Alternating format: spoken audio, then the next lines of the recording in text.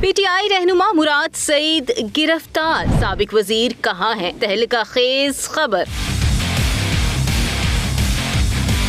सवाबी जलसे में शिरकत, मुराद सईद पकड़े गए, कहाँ रखा गया, किसकी तहवील में है? सीनियर सहाफी के तहलका खेज दावे ने हलचल मचा दी। क्या वाकई ही ऐसा हुआ? कब सामने लाया जाएगा? सवाल उठने लगे।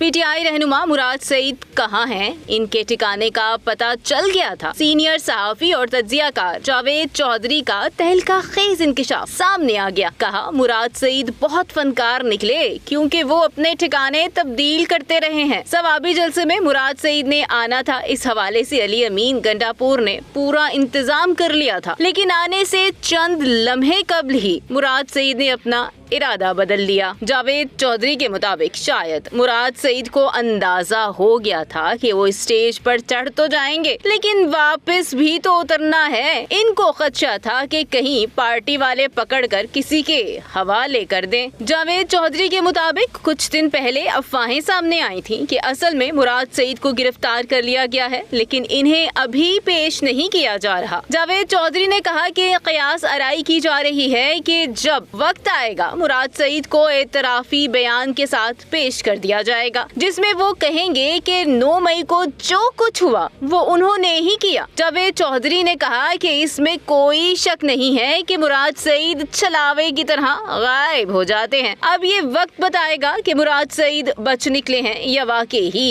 इन्हें हिरासत में लिया गया है।